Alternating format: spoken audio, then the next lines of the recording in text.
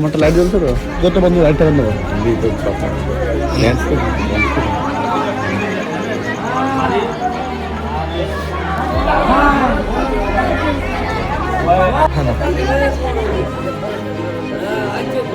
সামনে মাথা দাঁড়া দাঁড়া তুই ছাড় দেবে দেখি না গালটা গাড়ায় এত করে ভিতরে গালটা তো এই যে এখানে আছে, এই যে কোনায় ভিতরে ওই যে মাথাটা মাথাটা সামনে। হ্যাঁ, আর লেজটা আছে এই জায়গাটায় পুরো ঢাকে রাখছে।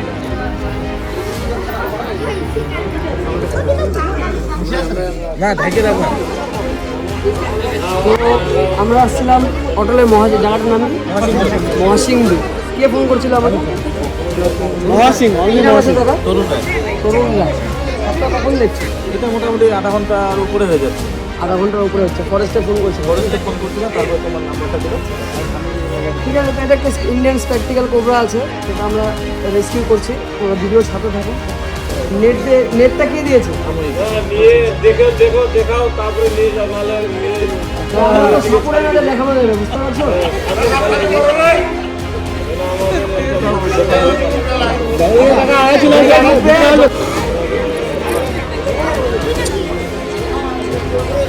জায়গায় সময় থেকে হারাই গেল।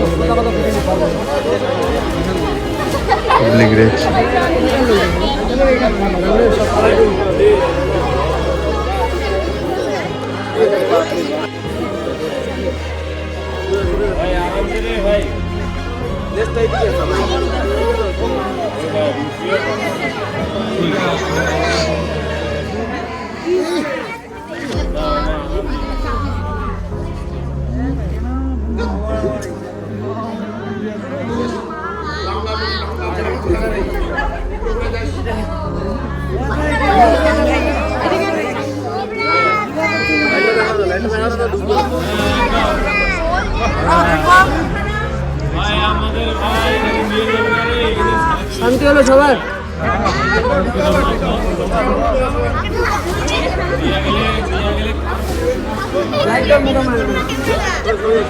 লাইটটা বন্ধ করে দাও তো।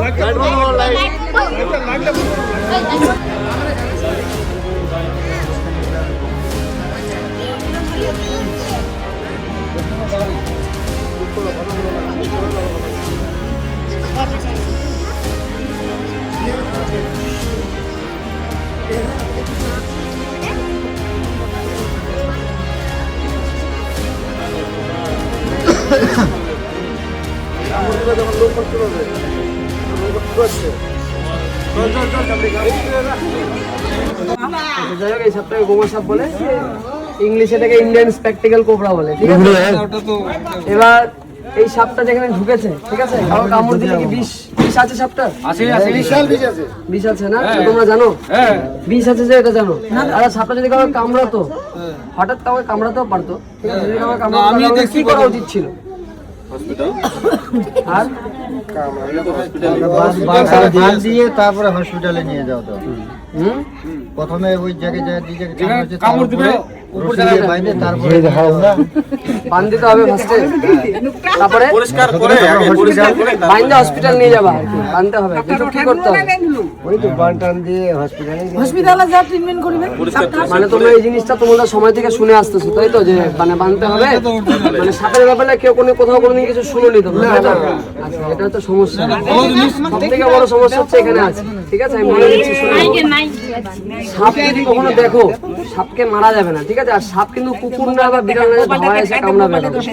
যখন ও কোনো ওরকম ক্ষতি অনুভব করবে যে না, ও যাতে ওরকম কাজ, ঠিক আছে, মানে নার্ভের কাজ এটা, ঠিক আছে, এই বিষটা কি করবে যদি কামড় দেন, নার্ভাস সিস্টেমটাকে ড্যামেজ করে দেবে। যেমন যে নার্ভ আছে, সে শরীরের সম্পূর্ণ নার্ভকে ড্যামেজ করে দেবে। আর এই সাপ কামড়ালে আপনার কাছে 30 থেকে 60 মিনিট পর্যন্ত সময় থাকে, ঠিক আছে? যেই সময় মতো আমাদের কি করতে হবে, এবার আমি বলে দিচ্ছি মেন সময়, মেন জিনিস, যে ওই যেই জায়গায় কামড়াবে, ঠিক আছে, যাকে কামড়াবে তাকে প্রথমত ভয় পাওয়ানো যাবে না, বা তাকে নিজেকেও সাহস রাখতে হবে মনের মধ্যে যে কোনো কিছু হয়নি। কারণ সাপে কামড়ালে যেটা মেন মেডিসিন, যেটা সেটা হচ্ছে আমাদের নিজস্ব মন, ঠিক আছে? সেটা হচ্ছে আমাদের নিজস্ব মন। আমরা যদি বেশি ভয় পাই তাহলে পরে কি হবে বলো তো? নার্ভাস হয়ে যাবে। ওর ফলে কি হবে, ব্লাড সার্কুলেশনটা বাড়বে, মানে রক্ত চলাচল, বিষটা কিন্তু রক্তের মধ্যেই প্রবাহিত হবে, ঠিক আছে? রক্ত চলাচলটা বাড়বে, তাই জন্য বেশি সময় আমরা পাবো না, ঠিক আছে? তাই জন্য বাঁধা যাবে না। আরেকটা কেস হচ্ছে বাঁধা যাবে না, যে কাকু যেগুলো বাঁধার ব্যাপারটা, বাঁধলে পরে কি হবে? কেন বাঁধা যাবে না? বিষটা উপরে চড়বে না। বাঁধলে পরে তো বিষটাকে তোমরা আটকায় দিচ্ছ ভাবতেছো। আমি হাতে কামড়ালো, আমি পাইপ বেঁধে দিলাম এখানে, ঠিক আছে? এবার আমি আমার মতো করে বুঝাচ্ছি, ঠিক আছে? মনে করো কোনোদিন কাউকে আশেপাশে কাউকে কোথাও পায়ে কামড় দিয়েছে, ঠিক আছে?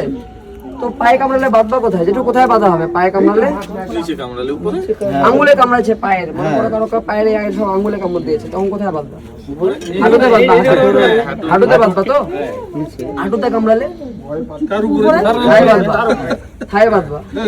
चलो भाई देखो अब मैं क्या करता हूँ। এবার ইন কেস কোনোদিন সাপ তো তোমাকে বলে কামড়াবে না, তাহলে তোমার হাঁটুতে কামড়াচ্ছি বা হাতে কামড়াচ্ছি, পজিশন বুঝে কামড় দিচ্ছে। কোনোদিন শুয়ে আছো তো ঘাড়েও কামড়াতে পারে। এবার যদি ঘাড়ে কামড় দেয় তখন কোথায় বাঁধবা? বাঁধার জায়গা নাই। কেন জায়গা নেই? গোলায় বাঁধতে হবে তো। হ্যাঁ, বলবা কেন? গলায় তো বাঁধতে হবে, গলায় বেঁধে সিধা।